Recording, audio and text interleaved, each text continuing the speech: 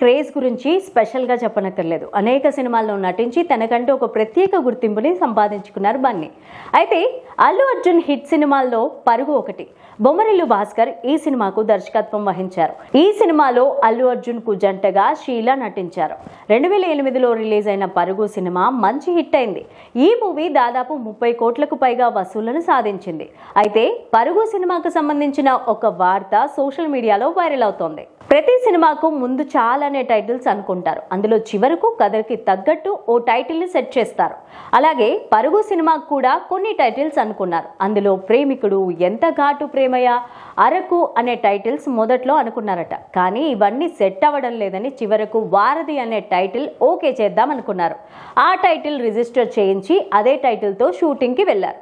కానీ సినిమా కథలో hero character, కొన్ని డైలాగ్స్ వల్ల ఆ సినిమాకు వారధి కంటే పరుగు టైటిల్ బాగుంటుందని భావించి సినిమా షూటింగ్ అయ్యే సమయానికి పరుగు టైటిల్ ఫైనల్ చేశారట. ప్రస్తుతం ఈ వార్త సోషల్ మీడియాలో వైరల్ అవుతోంది.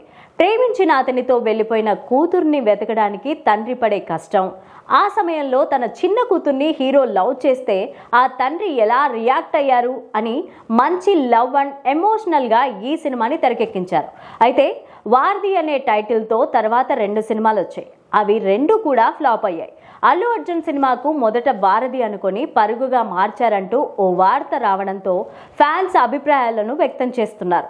కొందరు సినిమాకు పరుగు పెట్టి మంచి పని చేశారంటే, మరికొందరు మంచి కథ కాబట్టి ఏ టైటిల్ పెట్టినా పక్కాగా హిట్ అయ్యేది అని మరికొందరు కామెంట్స్ చేస్తున్నారు. ఇక గంగోత్రి సినిమాతో హీరోగా ఎంట్రీ ఇచ్చిన బన్నీ ఆ తర్వాత జులై, ఎవడు, son of Satyamurthy, Desamuduru, Arya 2, happy, Bunny వంటి సినిమాల్లో నటించి మెప్పించారు.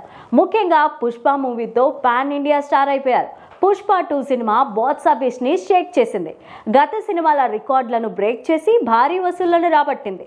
బాహుబలి సినిమాల రికార్డ్ని కూడా బద్దలు కొట్టి ఇండియాలో అత్యధిక వసూళ్లు సాధించిన సెకండ్ మూవీగా నిలిచింది. ఇక త్వరలో త్రివిక్రమ్తో బన్నీ సినిమా రాబోతోంది.